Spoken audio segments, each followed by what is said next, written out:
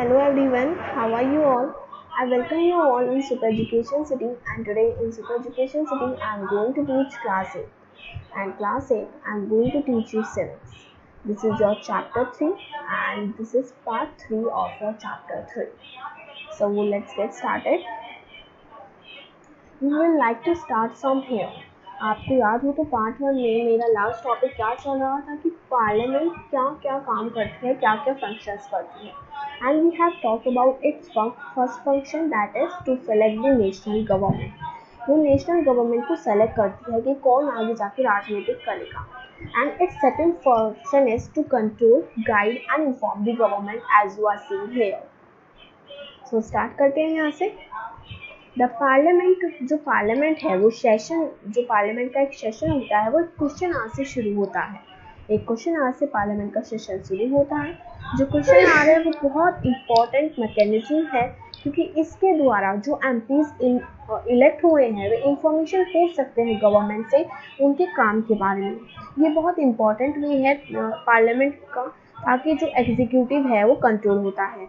Question पूछने से जो गवर्नमेंट है, जो काम इस टाइम जिसकी राजनीतिक चल रही है, वो पहले ही अलर्ट हो जाती है टू दी शॉर्टकमिंग्स के आगे क्या क्या मुसीबत आ सकती है, क्या क्या चीज़ों में गड़बड़ हो सकती है, और उन्हें वे सही करने लग जाती हैं। And also comes to know the opinion of the people through their representatives in the parliament that is MP. और उन्हें ये भी पता चल जाता है कि पीपल क्या सोचते हैं गवर्नमेंट के बारे में, किसके द्वारा, न्यूज़ के द्वारा और उनके रिप्रेजेंटेटिव्स के द्वारा, पार्लियामेंट के मीन्स एमपी के द्वारा भी। Asking question of the government, government से क्वेश्चन पूछना भी एक इम्पॉर्टेंट टास्क है और एक महत्वपूर्ण और थोड़ा डेंजर भी है, बिकॉज हमें ध्यान रखना होता है कि हमें कैसे क्वेश्चन पूछना है। क्या वो क्वेश्चन सही रहेगा या वो क्वेश्चन हम पे ही उल्टा पड़ जाएगा। We have to be take care of this. Asking just a minute. हाँ, द अपोजिशन पार्टी, जो अपोजिशन पार्टी है वो बहुत क्रिटिकल रोल निभाती है healthy functioning of a democracy में। वे हाईलाइट क्या करते हैं, ड्रॉबैक्स को, वेरियस पॉलिसीज़ के बारे में वे पूछती हैं और अपनी पॉलिसीज़ को ज़्यादा मोबिलाइज करती हैं। लेकिन अपोजिशन तो सारी पार्टीज़ होती हैं, वे सारी पार्टीज़ ही अपोजिशन हैं जो नहीं जीत पाती। सो सारी पार्टीज़ अपोजिशन हो गई, बट अपोजिशन पार्टी कौन सी होगी, जैसे आप यहाँ देख लीजिए कहीं होगा, सॉरी फॉर दैट, जो पार्टी नहीं जीत पाती वे सारी अपोजिशन पार्टी हो जाती हैं। बट आई मीन वे सारी अपोजिशन पार्टी हो जाती, अपोजिशंस हो जाती हैं, बट जो पार्टी पास नहीं होती है, जीतने वाली ही होती है और वो नहीं जीत पाती, वो ज़्यादातर अपोजिशन पार्टी कहलाती है और सारी पार्टीज अपोजिशंस कहलाती हैं, इफ यू ऑल रिमेंबर। सो इस टाइम हमारी गवर्नमेंट चल रही है बीजेपी की और हमारी अपोजिशन पार्टी कौन सी है, कांग्रेस है। सो अब एक यहाँ पे क्वेश्चन दिया हुआ है जो एक एमपी ने पूछा था गवर्नमेंट से। सो इस क्वेश्चन को भी देख लेते हैं, इससे हमें थोड़ा आइडिया हो जाएगा कि कैसे क्वेश्चन पूछे जाते हैं। लोकसभा में क्वेश्चन पूछा गया था, क्वेश्चन नंबर 8 था, 48 था। ये आंसर मिला था इसका 15/12/2017 को। ये पूछा गया था converse of schemes for children के ऊपर जो स्कीम्स बनाई गई है थोड़ी उनके बारे में। It is asked by Manoj Rajauria. So the question is, क्या जो मिनिस्टर ऑफ वुमेन है और चाइल्ड डेवलपमेंट की है, क्या वे मुझे बताना चाहेंगे वेदर क्या गवर्नमेंट कुछ कर रही है, कुछ स्कीम्स, कुछ पॉलिसीज चला रही है हमारे बच्चों के लिए, इस कंट्री के बच्चों के लिए। अगर हाँ तो उनकी डिटेल्स हमें चाहिए, अगर नहीं तो क्यों नहीं चलाया अब तक। तो उन्होंने देखिए कोई क्वेश्चन पूछा उन्होंने, उसके बाद क्या कहा, उन्होंने कहा अगर हाँ तो डिटेल्स भी दो। तो ऐसे थोड़ा क्वेश्चन को जैसे आपके स्कूल में बनते हैं वैसे ही क्वेश्चन पूछने पड़ते हैं। अब आंसर इसका मिला था, answer is given by minister of state in the ministry of women and child development doctor Virendra Kumar. So A to C उन्होंने आंसर दिया। द मिनिस्ट्री, जो मिनिस्ट्री है वो डेवलप कर रही है national plan of action for children 2016, जो बहुत ज़्यादा एग्जिस्टिंग पुराने प्रोग्राम्स और स्कीम्स जो नई आने वाली है मिनिस्ट्रीज और डिपार्टमेंट्स को मिला के बना है। ये एक फ्रेमवर्क पहुंचा रही है कन्वर्जेंस का और कोऑर्डिनेशंस का डिपार्टमेंट्स में और स्टेट यूटीआई गवर्नमेंट्स में, और इंकरेज कर रही है कलेक्टिव एक्शन को स्टेक होल्डर्स के लिए to address multidimensional vulnerabilities experience by children. Stakeholders आप समझ सकते हैं जो इंसान बच्चों को चुरा लेते हैं, उनके खिलाफ कुछ एक्शंस कर रही है और बच्चों के लिए थोड़ा अच्छा समाज बनाना चाह रही है। The national plan of action for children 2016 categorise कर रही है चिल्ड्रन के राइट्स 4 की पॉइंट्स के अंदर। 4 की पॉइंट्स हैं, पहला है सर्वाइवल, हेल्थ एंड न्यूट्रिशन, कि उनका सर्वाइवल रहे, उनको हेल्थ और न्यूट्रिशन अच्छी मिले। सेकेंड है एजुकेशन एंड डेवलपमेंट, उन्हें एजुकेशन मिले और वे डेवलप हो। थर्ड है प्रोटेक्शन, उनकी प्रोटेक्शन हो। और फोर्थ है पार्टिसिपेशन, वे हर चीज़ में पार्टिसिपेट करें। ये आइडेंटिफाइज करते हैं की प्रोग्राम्स, ये कुछ की प्रोग्राम्स हैं और स्कीम्स और policies as well as stakeholders for the implementation of different strategies. ये हमारी कुछ स्ट्रेटजीज हैं। तो जो आंसर दे रहा है उसको भी बहुत सोच समझ के आंसर देना होता है, and the person who is asking question he has to be careful. So इसलिए ये एक क्वेश्चन का एग्जाम्पल आपको दिखाया गया था। नाउ लेट्स मूव फॉरवर्ड, इसको देखते हैं। जो गवर्नमेंट है वो अच्छे फीडबैक उसे मिलते हैं और keep on toss by the question asked by MPs. अगर जो गवर्नमेंट है वो आराम से वैल्यूएबल फीडबैक देती है, जैसे आपने देखा गवर्नमेंट ने कितना अच्छा क्वेश्चन दिया, तो जो गवर्नमेंट है वो अच्छा फीडबैक देती है और आंसर करती रहती है जो भी क्वेश्चन एमपीज पूछते हैं। इन एडिशन इसके साथ सारे मैटर्स को वो डील करती है, जैसे फाइनेंस के साथ जो पार्लियामेंट है वो अप्रूव कर देता है। पार्लियामेंट का अप्रूवल जो है वो बहुत इंपॉर्टेंट होता है गवर्नमेंट के लिए। अगर पार्लियामेंट में किसी ने कहा कि आप फाइनेंस ठीक नहीं कर रहे हो तो थोड़ी गवर्नमेंट को प्रॉब्लम हो सकती है, इसलिए पार्लियामेंट के साथ गवर्नमेंट को रहना होता है। पार्लियामेंट की नज़रों में गवर्नमेंट को अच्छा रहना होता है, पार्लियामेंट की नज़रों में गवर्नमेंट गंदी हो तो पार्लियामेंट अप्रूव नहीं कर सकती। ये एक बहुत इंपॉर्टेंट सेवरल वे है जिसमें पार्लियामेंट कंट्रोल करती है, गाइड करती है और इन्फॉर्म करती है गवर्नमेंट को। जो एमपी हैं ये रिप्रेजेंटेटिव्स हैं पीपल के, ये एक सेंट्रल रोल, बहुत इंपॉर्टेंट मध्य का रोल निभाते हैं कंट्रोल करने में, गाइड करने में और इन्फॉर्म करने में पार्लियामेंट को और गवर्नमेंट को। एंड दिस इज अ की aspect of functioning of Indian democracy. अब एक और फंक्शन है, लास्ट फंक्शन भी देख लेते हैं, लॉ मेकिंग। लॉ मेकिंग बहुत सिग्निफिकेंट फंक्शन है पार्लियामेंट का, बट इसके बारे में अभी नहीं बताऊंगी मैं। अब ये देख लेते हैं ब्लू बॉक्स में क्या लिखा है। ये अब क्वेश्चन में आपको क्या इंफॉर्मेशन लगी, कि क्या इंफॉर्मेशन पूछना बताई minister of women and child development में। उन्होंने हमें बताया कि चिल्ड्रंस के लिए प्रोग्राम चल रहा है। क्या प्रोग्राम चल रहा है? National plan of action for children 2016। इनमें वे स्टेक होल्डर्स को एक्शन करेंगे, उनके खिलाफ 4 की पॉइंट्स पे ध्यान देंगे। तो उन्होंने इसमें इस बारे में बताया। अगर आप एमपी होते हैं, क्वेश्चन है if you are MP what will you ask. हम पूछ सकते थे पॉवर्टी ऑफ इंडिया के बारे में, कि क्या क्या स्कीम्स चला रहे हैं यहाँ पे पॉवर्टी ऑफ इंडिया के लिए, और थोड़ा सा गर्ल्स की सेफ्टी के लिए भी हम पूछ सकते थे। ये 2 क्वेश्चन आप पूछ सकते थे। नाउ अब नेक्स्ट टॉपिक पे आते हैं, who are people in parliament. अब हमने क्या क्या पढ़ा, पहले मैं आपको एक बार बता देती हूँ। देखिए हमने पढ़ लिया कि क्या पीपल क्या डिसाइड करते हैं, पीपल डिसाइड करते हैं तभी पार्लियामेंट बनती है, क्या हमने इस बारे में पढ़ा। हमने पढ़ा पीपल और उनके रिप्रेजेंटेटिव्स कैसे मिलते हैं हमको। हमने पढ़ा पार्लियामेंट का काम क्या है। हमने पढ़ा, अब हम पढ़ेंगे पीपल कौन होते हैं, पार्लियामेंट में लोग कौन होते हैं, हम किस किस लोगों को वोट करते हैं, जो हम रिप्रेजेंटेटिव को वोट करते हैं वह कौन होते हैं। अभी सिंपल पीपल होते हैं, बट कास्ट वास्ट थोड़ा इस बारे में पढ़ेंगे। Parliament now has more and more people from different backgrounds. अब इस समय पार्लियामेंट के पास बहुत बहुत ज़्यादा पीपल हैं, अलग अलग बैकग्राउंड से। अलग अलग बैकग्राउंड से क्यों? ताकि वे सब लोग अपने अपने बैकग्राउंड्स की तरफदारी कर सकें। फॉर एग्जाम्पल वहाँ पे बहुत ज़्यादा रूरल मेंबर्स हैं, as also members from many regional parties से भी मेंबर्स हैं। ग्रुप और पीपल, जो ग्रुप्स हैं और उन पीपल्स हैं that were till now unrepresented are begin to get elected.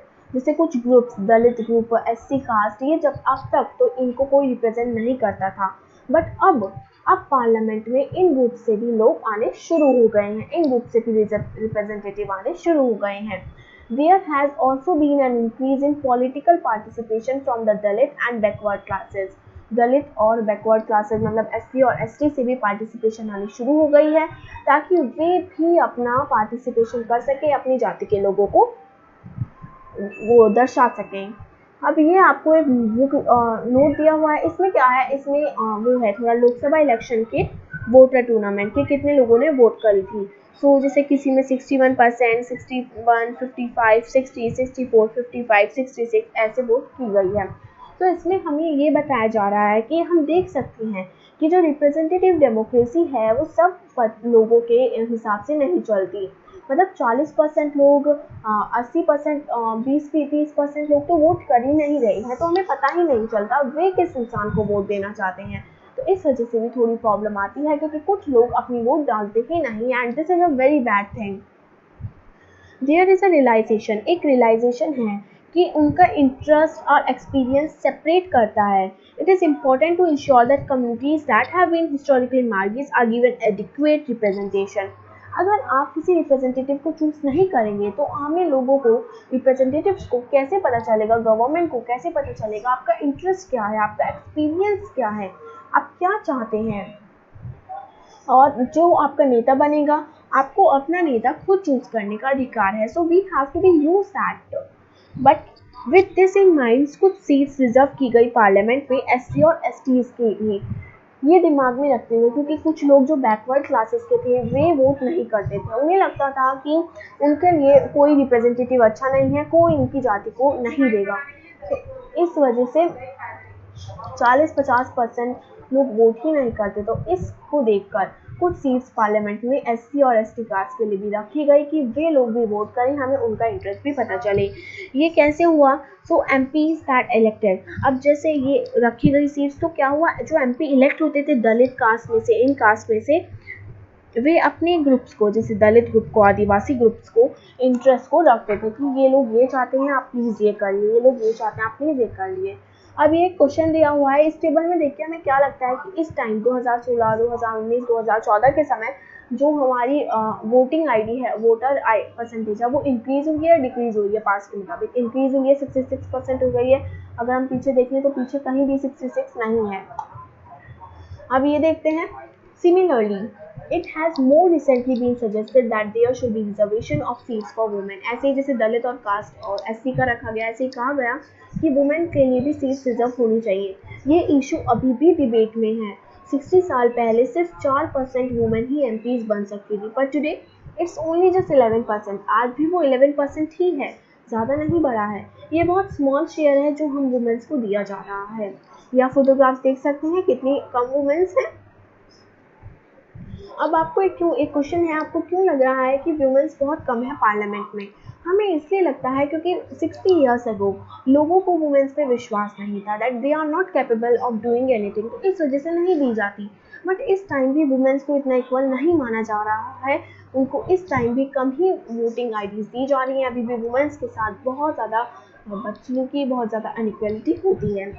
It is an issue of this kind that force the country, इस इशू की वजह से कंट्री बहुत ज़्यादा फोर्स होती है to ask certain difficult and often unresolved questions about whether our democratic country is representative enough. इस वजह से जो बहुत सारा गवर्नमेंट जो है वो अनरिजॉल्व क्वेश्चंस में फंस जाती है, जिन क्वेश्चंस का वे आंसर्स नहीं दे सकते कि गवर्नमेंट को सीट्स कम क्यों मिल रही हैं। पर अभी भी इंडिया की वुमेन्स में फेथ है कि उन्हें सीट्स मिलेंगी, because we are Indians, we will have a more democratic form of government one day. Now अब चैप्टर फिनिश होता है, ग्लॉसरी देखते हैं। अप्रूवल, अप्रूवल मतलब किसी के साथ फेवरेबल हो जाना, किसी को अप्रूवल दे देना कि हाँ तुम ये कर सकते हो।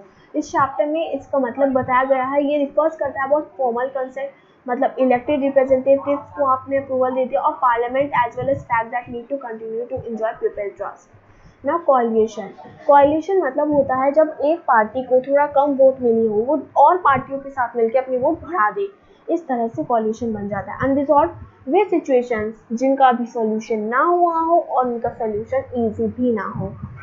सो इतना हो गया। अब यहाँ पे बढ़ते हैं एक्सरसाइज की तरफ। Why do you think our national movement supported the idea that all adults have a right to vote? क्यों ऐसा हुआ था? Because everyone is the part of the country and everyone should have the right to vote, so that we will know their interests, we will know their choices, so that they can make their government in the style they want to work the government in their way। हम इसमें लिख सकते हैं, अगर हम थोड़ा line में लिखें, because everyone in this country is a part of society and should have a chance to contribute on the working of the government. It will allow people to create and modify their government in the way they want the country to run. Lawmaking and decision making should be shared by all people of country.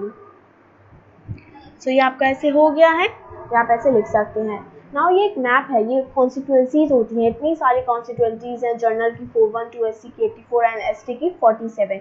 ये सारी constituencies में एक एक member select किया जाता है और वो पार्लियामेंट बनती है। तो कॉन्स्टिट्यूंसीज आपने देख ली, बट ये ग्रीन कलर ऐसा कलर क्यों हो रहा है इनमें, क्योंकि इन्हें अलग अलग दर्शाने के लिए ऐसा कलर किया गया है। अब यहाँ पे पूछा गया है कि आपके जगह का एमपी कौन है अभी, तो वो आप अपने आप देख के बताना, आप जहाँ रहते हो वहाँ का एमपी बताइएगा। अब नेक्स्ट क्वेश्चन आता है, आपने पार्लियामेंट्री फॉर्म ऑफ गवर्नमेंट पढ़ी है, अब आपको बताना है कि कौन सा वर्क स्टेट गवर्नमेंट करती है, मतलब स्टेट गवर्नमेंट के बारे में और central. Which political party is are in country in power. देखिए मैं यूपी में रहती हूँ, तो मेरे स्टेट में अभी यूपी चल रही है और बीजेपी चल रही है, और यहाँ पे इंडिया में भी अभी बीजेपी ही चल रही है। Who is the current representative of your area. UP का भी करंट रिप्रेजेंटेटिव है mister Yogi Adityanath ji, and general मतलब इंडिया का भी रिप्रेजेंटेटिव है मिस्टर नरेंद्र मोदी जी। तो इस तरह से आप ये क्वेश्चन कर सकते हैं। So thank you students, thank you so much for following me till here. कोई डाउट हो तो कमेंट सेक्शन में ज़रूर लिखिएगा, and you can also send me the photo of the doubt on the my telegram channel, that's name is Super Education City. Thank you.